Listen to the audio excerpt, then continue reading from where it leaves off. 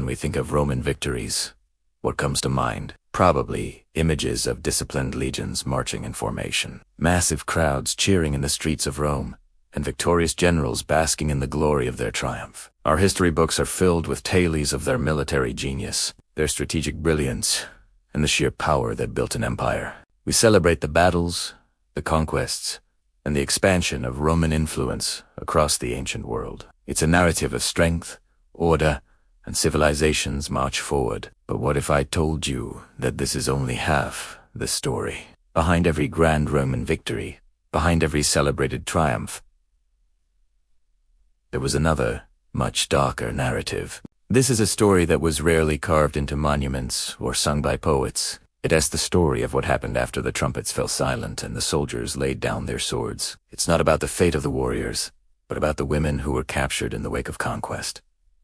Their world didn't just change, it was shattered. When a city fell to the Roman army, the fate of its inhabitants was sealed. For the women, the end of the battle was just the beginning of a terrifying new reality. They were no longer citizens, mothers, daughters, or wives. They became spoils of war, property to be divided among the victors. Imagine the sheer chaos and terror. Families were torn apart in an instant. Husbands and fathers were often killed in the fighting, and the women were rounded up, their value assessed not as human beings, but as assets. High-ranking women, like queens or nobles, might be paraded through the streets of Rome during a general's triumphal procession. This was the ultimate display of Roman dominance. These women, once powerful and respected, were forced to walk in chains, symbols of their people's subjugation, before being imprisoned or sometimes even executed. But for the vast majority of ordinary women, a different, yet equally grim, fate awaited. They were herded together and sold in slave markets. Think about that for a moment. These women were sold to the highest bidder, their futures decided by the clink of a coin. They could be purchased by anyone, a wealthy senator for his household, a merchant for his business, or even a soldier to serve him back home. Their lives were no longer their own. They were forced into domestic servitude, laboring in fields, mines, or workshops under brutal conditions. Their identities were erased, their pasts forgotten. They were given new names, new clothes, and a new, unbearable existence. The emotional and psychological toll was unimaginable. These women had witnessed the destruction of their homes and the loss of their loved ones. Now, they were in a foreign land, surrounded by a language they didn't understand, and subject to the complete control of their new masters. They faced constant hardship and the ever-present threat of abuse, with no legal rights or protection. They were invisible, their suffering hidden behind the closed doors of Roman households. So, the next time you read about a great Roman victory, remember this hidden story. Remember that the foundation of the empire's glory was built not just on military might, but on the shattered lives of countless women. Their silent suffering is a crucial, though often overlooked, part of Roman history. It reminds us that the cost of war is always paid by more than just the soldiers on the battlefield. It's a somber but necessary truth to understand the full picture. Have you ever wondered what true victory meant to the ancient Romans? It wasn't just about winning a battle or conquering a piece of land. For them, a real victory was something far more absolute, far more terrifying. It was about total dominance, about breaking an enemy so completely that they would never rise again, not just in body, but in spirit and even in memory. When the legions of Rome marched upon a city, they weren't just fighting an army. They were waging a war on an entire civilization. Once the city walls were breached, everything and everyone inside became the property of Rome. This was a concept they called asterisk, debillatio asterisk, the complete subjugation of a foe. The enemy was to be utterly crushed. Imagine this.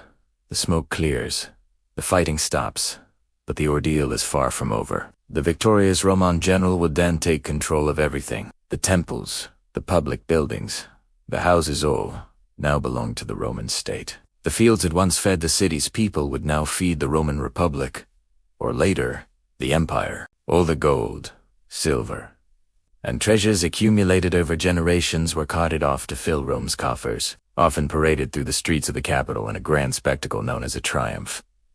This wasn't just looting. It was a systematic stripping of a culture's wealth and heritage. But the most chilling part of this process was what happened to the people. Roman law was brutally clear on this. The defeated were not seen as citizens, or even as people with rights. They were race things, property. The men who had fought to defend their homes were often executed or sold into the brutal life of a gladiator or a miner. Their fate was a public warning to anyone else who might dare to defy Roman power. And what about the women and children? They were considered spoils of war, prizes to be distributed among the victorious soldiers or sold in the vast slave markets that fueled the Roman economy. For a Roman soldier, capturing women was seen as a right, a reward for his service and bravery. These women weren't viewed as victims of a terrible crime. It was simply another part of the plunder, no different from a sack of grain or a pile of gold. Their lives, their futures, their very bodies were no longer their own. They were absorbed into Roman society at its lowest rungs,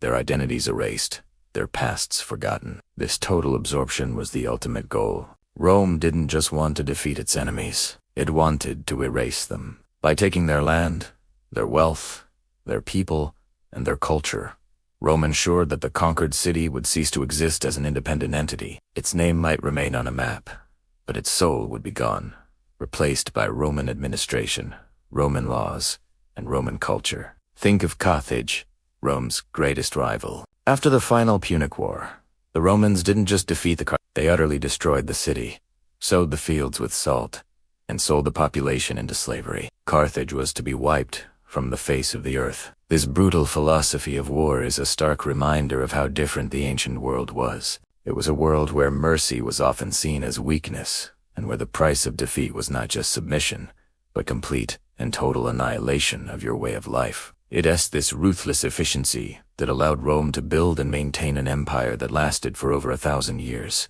It wasn't just built on stone and roads, but on the broken spirits and erased memories of countless conquered people. Have you ever wondered what happened to the women after Rome conquered a new land? We often hear about the battles, the generals, and the legions, but the stories of the captured women are usually left in the shadows. These women were not a single, faceless group. They came from every corner of the vast world Rome touched. Imagine a noble woman from a powerful Celtic tribe, her life of privilege and influence stripped away in an instant. Picture a Greek scholar, her mind full of philosophy and art, suddenly treated as nothing more than property. They were Carthaginian merchants, daughters, Egyptian priestesses, and Germanic warriors. They were farmers' wives from Gaul, their hands accustomed to working the land, now bound in chains. They were young girls, barely teenagers, and elderly grandmothers who had seen generations come and go. Their languages were different, their gods were different, their entire worlds were different. What united them wasn't their past, but the brutal reality of their future. After capture, their identities were erased. They were no longer mothers, daughters, leaders, or artisans. They became spoils of war. The journey after capture was often as perilous as the battle itself. Marched for hundreds of miles, sometimes across deserts or over mountains, they faced starvation, exhaustion, and disease. Those who survived the march were brought to the heart of the Roman world. Here, their fate was sealed in the bustling slave markets. Picture the scene: a massive, crowded square, the air thick with unfamiliar smells and the sounds of a dozen languages. Women, once proud and free, were paraded on wooden platforms, inspected like livestock. Their skills, their intelligence, their heritage, none of it mattered as much as their physical appearance and health. A strong, young woman might be sold to a wealthy estate to work in the fields or the mines, a life of grueling, back-breaking labor. A woman with delicate features might be purchased by a rich matron to be a handmaiden, or by a powerful man for his household. Her life confined to the walls of a villa. The most unfortunate were destined for the city's brothels, their bodies becoming a commodity for public use. It's a stark reminder that behind the grandeur of Roman architecture and engineering, there was a foundation built on the suffering of millions. But were their spirits entirely broken? Not always. Within the confines of their new lives, these women found ways to resist and endure. They preserved their cultural traditions in secret, humming old songs to their children, whispering prayers to their forgotten gods. Some used their knowledge perhaps of herbs and medicine from their homeland to gain a small measure of respect within the household. Others, like the legendary Boudica, queen of the Iceni tribe, chose open rebellion, fighting back with a fury born of loss and injustice. Though her revolt was ultimately crushed, her story echoes through history as a powerful symbol of defiance. Even in less dramatic ways, their influence seeped into Roman society. The foods they cooked, the stories they told the children they raised, the foreign religions they secretly practiced, all of these elements subtly blended into the Roman cultural tapestry. For example, the worship of the Egyptian goddess Isis became incredibly popular in Rome, brought over, in part, by enslaved people who kept their faith alive. They weren't just passive victims. They were agents of cultural transmission, even in chains. Their resilience is a testament to the enduring strength of the human spirit. By remembering their stories, we gain a more complete and honest picture of the Roman Empire. It wasn't just about emperors and aqueducts, it was also about the immense human cost of building that empire. The voices of these captured women, though often silenced in historical records, speak to us across the centuries, reminding us of the importance of dignity, freedom, and the quiet power of survival. Their legacy is not one of victimhood, but of incredible, heartbreaking resilience. Thank you for joining me on this journey. Capture often happened with shocking speed. Imagine, one moment you're living your life, the next, the world is ending. For countless women in ancient times, this was a terrifying reality. Cities that stood for generations could fall in a matter of days, sometimes hours. The defensive walls, once a symbol of security, would be breached. The sounds of battle would give way to the crackling of flames as fires raged through streets and homes. Amid the chaos, the screams of the conquered would echo through the city. In these moments of utter pandemonium, women were torn from everything they knew. They were dragged from their homes, places of worship, or any hiding spot they could find. Many had just witnessed the deaths of their fathers, husbands, brothers, or sons on the battlefield. There was no time to mourn, no moment to process the immense grief. The life they had known, the world they understood, was instantly and irrevocably over. From that moment of capture, their identity was erased. Their names, which once carried the weight of family history and personal significance, were forgotten. The intricate web of family ties, daughter, sister, wife, mother, was severed. Their social status, whether they were from a noble house or a humble family, became utterly meaningless. They were no longer individuals with a past and a future. They were now spoils of war, their lives reduced to a single, brutal fact. They were captives. Think about the psychological shock. These women were not just displaced. They were fundamentally redefined by their captors. Their previous skills, their knowledge, their personal histories, all of it was deemed worthless. They were stripped of their clothing, their jewelry, and any personal belongings, symbolic of being stripped of their very selves. In this new, terrifying world, their value was determined by the whims of their new masters. They were now on a path leading far from home, a journey into a future they could not have imagined in their darkest nightmares. This process was a deliberate and cruel tool of conquest. By erasing the identities of these women, victors didn't just claim, but they shattered the social fabric of the societies they defeated. A community is built on families, on relationships, on shared history. By seizing the women, the conquerors effectively broke the chain of lineage and culture. The children these women might bear would belong to the captors. Raised in a new culture, speaking a new language, ensuring the old one faded into memory. It was a strategy as powerful as any weapon. Their journey had just begun. Ahead lay a long, arduous trek to a foreign land. They would be paraded as trophies, sold in markets, or distributed among the soldiers. Survival meant adapting to a new language, new customs, and a life of servitude, constantly living under the shadow of their traumatic capture. The strength and resilience required to endure such an existence is almost unimaginable. They had to find a way to live in a world that had taken everything from them, carrying the ghosts of their past in a future they never chose. These are the forgotten stories behind the grand. Imagine the world has just been turned upside down. One moment, you're home. The next, you're a captive, forced to walk into an unknown and terrifying future. This was the grim reality for countless women throughout history, whose stories are often lost in the footnotes of grand battles and political shifts. Today, we're going to walk a mile in their shoes, to understand the journey that followed capture, a march that tested the very limits of human endurance. After the initial shock of capture, a new ordeal began. The journey. This wasn't a simple relocation. It was a brutal, forced march under the constant watch of armed guards. Picture it. Lines of women, stretching for miles, trudging over rough, unforgiving terrain. They were forced to walk, day after day.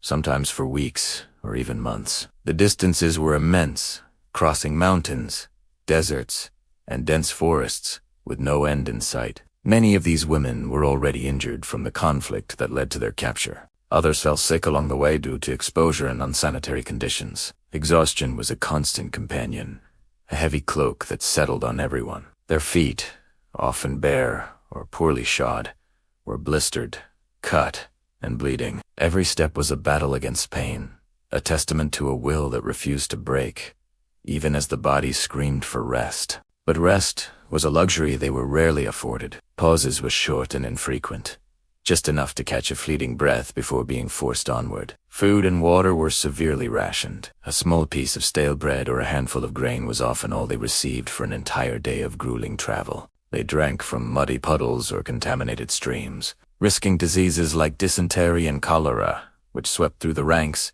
with deadly efficiency. The psychological toll was just as devastating as the physical one. With every step away from home, hope dwindled. The familiar landscapes of their past faded into memory, replaced by a monotonous, hostile environment. The guards were a constant source of fear. Their presence was a reminder of their powerlessness. Any sign of weakness, any faltering step, could invite a harsh punishment. Falling behind meant risking being beaten, or worse, left behind to perish alone. The women formed fragile bonds on this journey of despair. They would support each other, sharing their meager rations, tending to wounds, and offering a quiet word of comfort. A shared glance could convey a universe of understanding and empathy. These small acts of humanity were glimmers of light in an overwhelming darkness, a quiet rebellion against the dehumanization they faced. They were mothers, daughters, and sisters who had to watch their loved ones suffer, often helpless to intervene. The emotional anguish of seeing a child weaken or a friend collapse was a wound far deeper than any physical injury. Many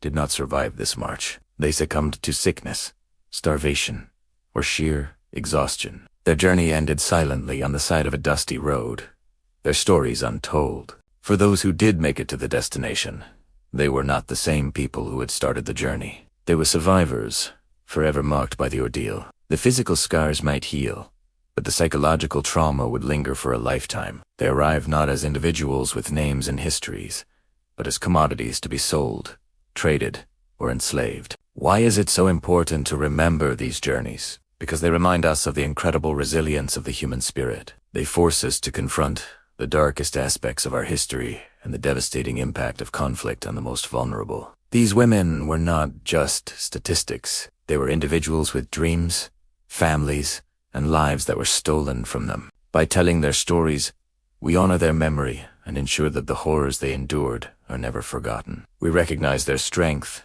their quiet dignity in the face of unimaginable cruelty, and the unbreakable bonds that help them endure. Thank you for joining me in remembering these forgotten journeys. If you found this story moving, please like, share, and subscribe for more content that brings hidden histories to light. Your support helps us continue to tell these vital stories. History often shows us the grandeur of Rome, its magnificent cities, and its powerful legions. But there's a side to this story, a much darker one, that is rarely told. It's a story of fear, uncertainty, and the loss of freedom. Today, we're going to pull back the curtain on the brutal reality faced by countless women before they ever set foot in a Roman city. Their journey didn't begin in the bustling markets or opulent villas we see in movies. It began in a place of despair. The Roman military camp. Imagine this. You've been torn from your home, your family, everything you've ever known. You're now a captive, and your first stop is not a city, but a temporary, sprawling military settlement. These camps weren't built for comfort. They were built for efficiency, for war. For the women brought here, they were prisons without walls, ruled by the cold, hard logic of conquest. Life in these camps was a constant struggle for survival. Forget about having a bed or even a roof over your head that felt safe. Women were forced to sleep on the hard, cold ground, sometimes with only a thin blanket for comfort, if they were lucky. Others were crammed into small, dirty tents or makeshift shelters, packed so tightly there was barely room to breathe. The air would have been thick with the smell of sweat, fear, and unwashed bodies. There was no concept of personal space. Privacy was a luxury that simply did not exist. Every moment of their lives was under scrutiny. Armed guards patrolled constantly, their presence a perpetual reminder of who was in control. Their eyes were everywhere, leaving the women feeling exposed and vulnerable at all times. There was no door to close, no corner to hide in. Every whisper, every tear was public. This constant surveillance was a powerful tool of psychological control, designed to break their spirit and extinguish any hope of resistance or escape. The days were a monotonous cycle of fear and uncertainty. What would happen tomorrow? Where were they going? Would they ever see their loved ones again? These questions haunted them, but there were no answers. Their captors held all the power, and information was a weapon they wielded skillfully. The women knew only one thing for sure. Their fate was no longer their own. They were now property, commodities to be traded, sold, or distributed as the spoils of war. The environment itself was hostile. These camps were often located in harsh terrain, exposed to the elements. The biting wind, the scorching sun, the freezing rain. There was no escape. Food was scarce and basic, often just enough to keep them alive. Clean water was a rarity, leading to sickness and disease that spread rapidly in the crowded, unsanitary conditions. For these women, every sunrise brought not a new beginning, but another day of enduring the unendurable. They were surrounded by the sounds and sights of the military machine, the clash of steel, the shouts of soldiers, the disciplined marching. It was a world completely alien to them, a world built on violence and domination. They were ghosts in this landscape, their past lives erased, their futures a terrifying blank. They were nameless faces in a crowd of the conquered, their individual stories swallowed by the vast, impersonal engine of the Roman Empire. This harrowing experience in the military camps was a deliberate process. It was designed to strip them of their identity, their dignity, and their will to fight back. Before being sold into slavery in the cities, they were systematically dehumanized. It was a brutal but effective method of ensuring they would be compliant, broken, and ready to accept their new, grim reality. This wasn't just a waiting period. It was a fundamental part of their subjugation. So, the next time we think of the Roman Empire, let's remember the stories that lie in the shadows. Let's remember the women whose journey began not in the Colosseum or the Forum, but on the cold, unforgiving ground of a military camp, where hope was a currency they could no longer afford. Their story is a vital part of history, a somber reminder of the true human cost of empire. Thank you for joining me on this journey into a lesser-known part of the past. If you found this perspective valuable, please like this video and subscribe to the channel for more stories that challenge what we think we know about history. See you next time.